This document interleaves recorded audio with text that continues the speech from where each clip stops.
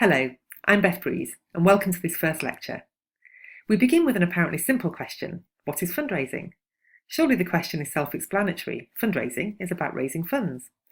But by thinking about the wider purpose of fundraising and its contribution to society, what it is that fundraisers do and how they achieve successful results, we will see that it is actually much more complex than it first appears. In this lecture, we're going to cover a number of topics. What is fundraising? Why does fundraising matter? Definitions of fundraising. What do fundraisers do and who are the fundraisers? But let me first share a story that helps to answer the question, what is fundraising? In 1938, the then American President Franklin D. Roosevelt founded a charity with the goal of funding scientific research and education on polio. President Roosevelt had himself contracted polio, which left him permanently paralysed from the waist down. The official name of the charity was the National Foundation for Infant Paralysis, but it was most commonly known as the March of Dimes, after its annual fundraising event, which asks every child in the US to donate a dime to help fund a cure for polio. This collection took place each year on the 30th of January to coincide with the President's birthday, raising the equivalent of over £520 million from its founding in 1938 to the early 1950s, when these funds paid for the successful development of a vaccine by Jonas Salk that ended the scourge of polio in the developed world. The first president of the foundation was called Basil O'Connor, and he's pictured here with President Roosevelt. O'Connor led the March of Dimes Foundation for 3 decades, and his obituary in the New York Times described him as a single-minded and ingenious fundraiser. But despite leading such a successful fundraising organisation, O'Connor always emphasised that fundraising was the means and not the end. In a speech in 1956, he said that charitable organisations do not exist to raise money. We do have to have money to exist. That is the whole difference. And in that same speech, which was given to a gathering of fundraisers, he told them, "You are part of something that is real, of great consequence and of great meaning to the American people."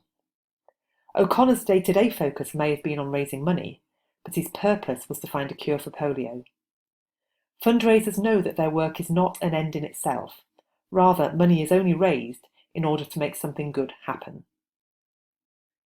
The primacy of need over funding is crystallised in the field's most famous aphorism, which says that fundraising is the servant of philanthropy. This phrase was coined by Hank Rosso in an article originally published in 1991 called A Philosophy of Fundraising, which is one of your readings this week. In this article, Rosso writes, "Fundraising is never an end in itself. It is purposive. It draws both its meaning and essence from the ends that are served, creating, preventing, advancing a cause, preserving values, and so forth. Fundraising should never be undertaken simply to raise funds. It must serve the larger cause." This idea appears in another article, co-authored by Rosso with Rob Payton, who founded Philanthropic Studies, and Eugene Temple, who co-edited the latest edition of Achieving Excellence in Fundraising, one of the core texts for this course. Payton, Rosso, and Temple wrote a chapter in a book called Taking Fundraising Seriously, in which they argue that mission justifies fundraising, and that fundraising is moral action, because it only exists to serve philanthropy, which in turn exists with the goal of making a positive intervention in the lives of others. Another reading for this week is a short article by Booker T. Washington, a leading member of the African American community in the late 19th, early 20th century. Washington was principal of the Tuskegee Institute in Alabama, a leading college for black students that was successful in raising large sums of money, including from the Jewish philanthropist Julius Rosenwald. In his autobiography, called Up From Slavery, Washington explained his approach to raising funds for Tuskegee. He wrote, "I am not a beggar.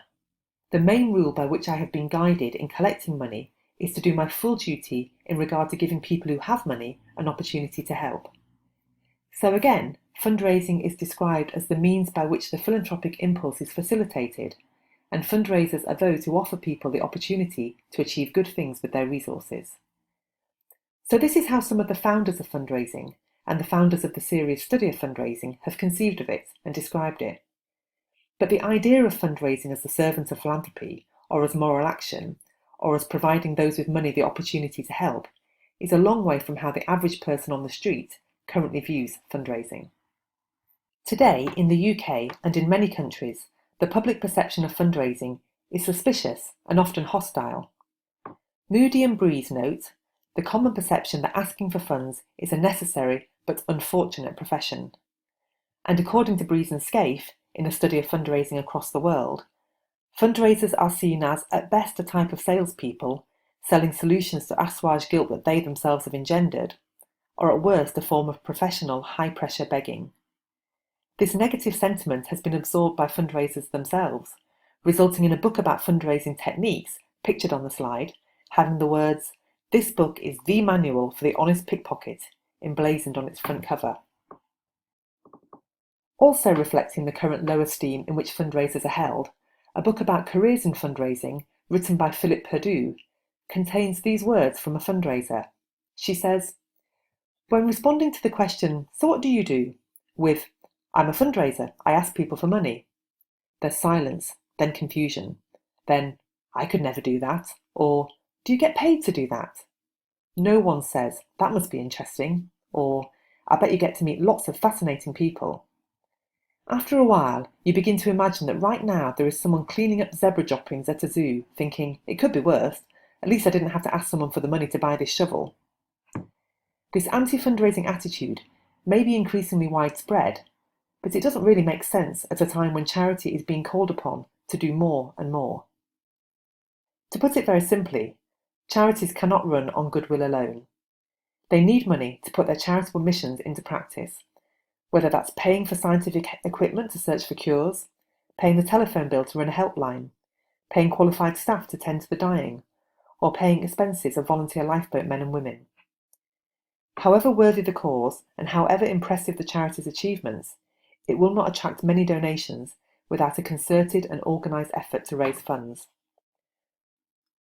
The simple fact is that charities cannot do their good work unless they have enough income to cover their costs and pay their bills. As Wagner explains, most work in the non-profit sector, whether it is advocacy, healing, educating, entertaining, preserving or some other activity, will not happen unless someone brings in money. In the UK, over a third of charity income comes from voluntary donations and gifts. The total income of the UK voluntary sector in 2013-14 was £44 billion. Of that, £13.8 billion came from voluntary donations and gifts from individuals, trusts and foundations, companies and the National Lottery. A further £4 billion came from fundraising that generates some benefits, so is counted separately to more altruistic gifts. This category includes money raised through lotteries, raffles, charity shops and fundraising events. The other 60% of income is from government grants and contracts and from what is called earned income, from fees, subscriptions, trading, rent, corporate sponsorship and investments, some or all of which may involve some input from fundraisers. For example, fundraisers often run membership and subscription schemes. There's nothing new about charitable work costing money, but rapid growth in the number of charities seeking voluntary income has intensified competition for donations and new donors, and financial survival in this new charity landscape relies on ever more innovative and attractive fundraising campaigns.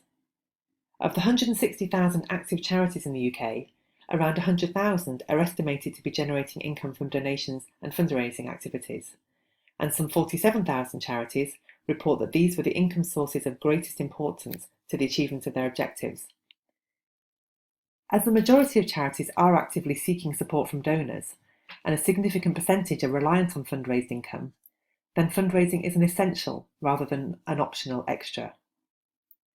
The emergence of other types of fundraising organisations in recent years, including around 35,000 charitable companies and 13,000 community interest companies, makes the market for generosity even more intense. But the wider context for fundraising involves more profound change than simply a more crowded marketplace. The new financial pressures also include cuts in public funding for charities. NCVO estimates a recent drop of over £1 billion in income from government.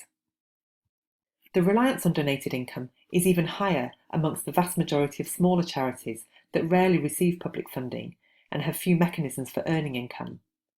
The smaller the charity, the more reliant they are on donations and fundraising, as this data at the top of the slide, gathered by Clifford and colleagues, shows. The smallest charities, with income of under £10,000 per year, are around twice as likely to be reliant on donations and fundraising, as charities with annual income over £1 million. Despite this, small charities report finding it particularly difficult to recruit suitably qualified and experienced fundraisers, as the data at the bottom of the slide from the UK Small Charity Sector Skills Survey shows. Fundraising jobs are reported as the most difficult post to fill, 3 times as difficult as the next type of post, volunteer managers. And the final chart on this slide shows that a substantial proportion of smaller charities believe that what internal fundraising skills they do have need some or significant upskilling. But what skills are we talking about here? How is the job of fundraising defined? The dictionary definitions of fundraising are remarkably concise. The Oxford Dictionary defines it as the seeking of financial support for a charity, cause, or other enterprise, whilst the Cambridge Dictionary definition is the act of collecting or producing money for a particular purpose, especially for a charity. A definition which emphasises that fundraising is a proactive task with a desired end in mind is offered by the UK's membership body for fundraisers, the Institute of Fundraising. They say it is raising money by asking for it to bring about positive change. And a definition in an academic text emphasises the lack of clarity and the contested nature of contemporary fundraising. It is, they say, a loose and still contested bundle of practices and ideas. Yet all these definitions understate both the complexity of the task and the huge responsibility held by those charged with securing the resources to keep good causes in business so that they can fulfil their missions. The job of fundraising is often conceived as simply asking for money, but that definition is unhelpful and misleading, even insultingly narrow according to Worth and Asp, who suggests that fundraising is a much larger and more complex process that includes defining the needs to be met, cultivating the interest and involvement of prospective donors, matching their interests and desires with the needs and goals of the institution, soliciting the gift, providing feedback on how gifts are used, and stewarding donors to keep them informed and involved. But listing the individual tasks undertaken by fundraisers still fails to fully convey the nature and extent of the job. Asking for money is a complex and time-consuming process, but that task is only one that fundraisers must perform, according to Birmingham and Hulse, a point reiterated by Duronio and Temple, who describe fundraising as a complex, multifaceted, multi-step, honourable process with complex goals and objectives far beyond a bottom-line dollar figure. So fundraising is not just a set of techniques, although there are better and worse proven and unproven techniques and strategies that underlie its practice. But whilst learning these techniques, what we might call the science of fundraising, it's important to remember that fundraising is also an art that involves strong personal skills, helping people to become aware of needs and encouraging them to want to and be able to respond by supporting good causes. Yet despite its importance and complexity, our awareness and understanding of the role that fundraisers play in securing donations is low. In many ways, fundraising could be described as an invisible career. One reason that fundraisers get overlooked and problematised is because most of us prefer to believe that we help spontaneously rather than as a result of being prompted. Instinctive kindness is far more culturally valued than reacting to a request, yet the inconvenient truth is that most gifts are prompted to some degree. Research shows that our philanthropic decisions are largely reactive, not proactive. And the importance of being asked also holds true for non-financial giving. Research shows that we are more likely to volunteer our time, to donate blood, to be willing to donate bodily organs, and even to help rescue Jews during World War II, if we are asked. So situational factors, notably receiving a direct request for help, triggers the underlying motivations that lead to altruistic action. Our decisions to help others do of course involve emotions such as compassion, sympathy and empathy, as well as religious and humanitarian beliefs and moral values about the right way to behave. But turning those emotions, beliefs and moral values into action often occurs as a result of an external trigger, confirming what Andreoni calls the iron law, that people are more likely to give and also tend to donate more when they are asked. And the opposite is also true. Most people say their main reason for not giving is because they were not asked. This is because we often only become aware that something important needs funding as a result of someone drawing our attention to it, offering us a viable and trusted means of responding, and making us feel that our contribution was worthwhile, and that someone is often a professional fundraiser. And in a nutshell, that is what fundraisers do. They frame needs, they facilitate donations, and they foster our philanthropic impulse. Fundraisers educate us and draw our attention to needs in a way that inspires us to want to help. They make it simple, even pleasurable for us to give, so that we want to give again. And they work within their charities and across society to make the philanthropic impulse natural, normal, and socially desirable. So fundraising is not just a set of techniques, although there is a growing body of science to it. It is also the art of making it possible and desirable for people to help each other and to support good causes. So what kind of person is good at fundraising? They need a particular outlook on life that can broadly be described as optimistic and can-do, because asking is founded on a belief that it is possible to change things for the better, and that there do exist people with resources who are willing to share them. Seymour describes a typical fundraiser as having a kind of liveliness that generates and communicates enthusiasm, knows and likes people by instinct and preference, exhibits a genuine kind of pleasure and gratitude for good advice and wise talk, and bears proudly the mantle of the job. And that last point, being not just prepared to ask, but proud to ask, suggests that successful fundraisers require a particular mindset as well as a specific skill set. As Woods explains, thinking in particular of those who work to secure major donations, it is difficult, if not impossible, to separate attitudes and skills when determining what is required for doing effective major gift fundraising. As critical as they are, skills are not enough. Attitude is of paramount importance. But who are these people with the right skill set and mindset to organise the generosity exchanges? Little is known about the workforce charged with this important task, not even its size. There is no precise figure available for the number of fundraisers working in the UK.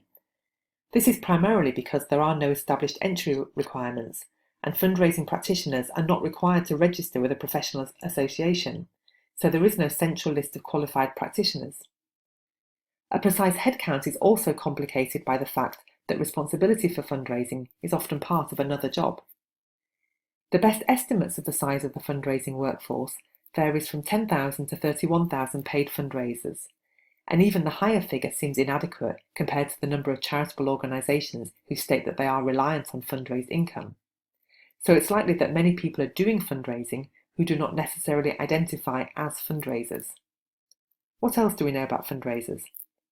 Surveys of the professional membership body indicate that fundraisers are typically young, half are aged under 40, usually female, around 3/4 are women, and very often employed as generalist fundraisers. Research that I've conducted shows that fundraisers are well educated, 85% are graduates, and yet most report that their education was not really relevant to their job and that they've had very little training since being appointed. They also report that they tend to have fallen into fundraising by chance. As one fundraiser who wrote a book about the job explains, none of us really set out to become fundraisers in the first place. We evolved or were sucked into it as a result of an existing need. So we know a little, but not very much, about fundraisers, especially in comparison to the large number of studies that are focused on donors. This is a problem because success in raising funds for good causes relies on both demand and supply, so we need to understand both the askers and the donors. The supply of donors might seem the only crucial factor, but Warner goes as far as to say that when fundraising campaigns fail, it's not because there aren't enough potential donors, it's because there aren't enough askers. And that quote about the importance of askers takes us back to the starting point of this lecture, that we need to better understand fundraising and to celebrate all that fundraisers do. And who better to lead that understanding and celebration than the Archbishop Emeritus of Cape Town and Nobel Prize winner Desmond Tutu? The fight against apartheid in South Africa clearly benefited from organised charitable donations, as do many other causes that the Archbishop will be familiar with.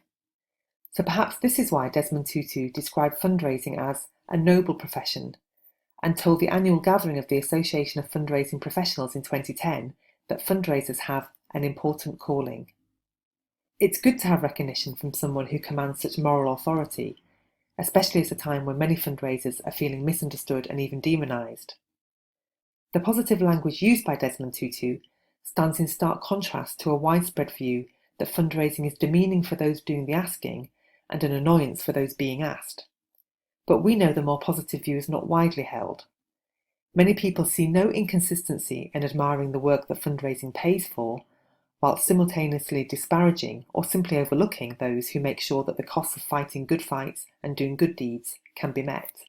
In general, the British public like and admire the work of charities, with a firm majority, 68%, viewing their contribution to society as highly important.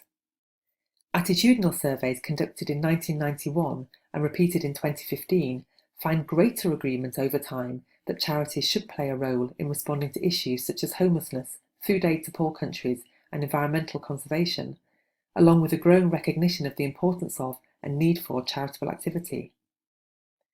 It's clearly illogical to view charity as good but fundraising as bad, but perhaps when people criticise fundraising, they're only referring to when it is done badly. So we will end this lecture with a reflection on what good fundraising feels like.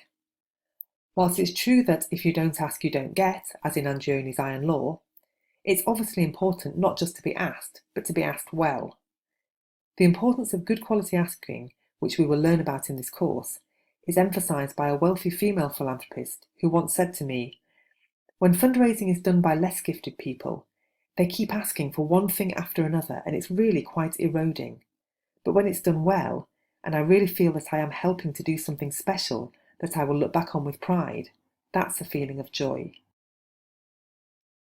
The lengthy and careful process involved in making a good ask will be covered in later lectures. But what's important to emphasise from the outset is that good and successful asking requires an investment of time and resources that is far removed from most people's narrow understanding of what fundraising involves. Here is a summary of the key points made in this lecture. Firstly, fundraising is justified by mission. It is the means by which important ends are achieved. Fundraising is moral action and can be usefully understood as the servant of philanthropy. Most charities, in particular smaller organisations, are reliant on fundraised income, and most people give because they're asked. Their altruistic intentions and underlying moral values need to be triggered to be turned into action, so good causes do not win support without organisation. And the task of organising that support falls to fundraisers, who frame needs, facilitate donations, and foster a philanthropic outlook in their charity and across society more widely. Fundraising is both an art and a science. Successful fundraisers need to have both the right skill set and the right mindset. And finally, fundraising does currently suffer from an image problem, but at best it is a noble profession that enriches donors' lives whilst enabling important work to take place. Here and on the next slide are all the references mentioned in this lecture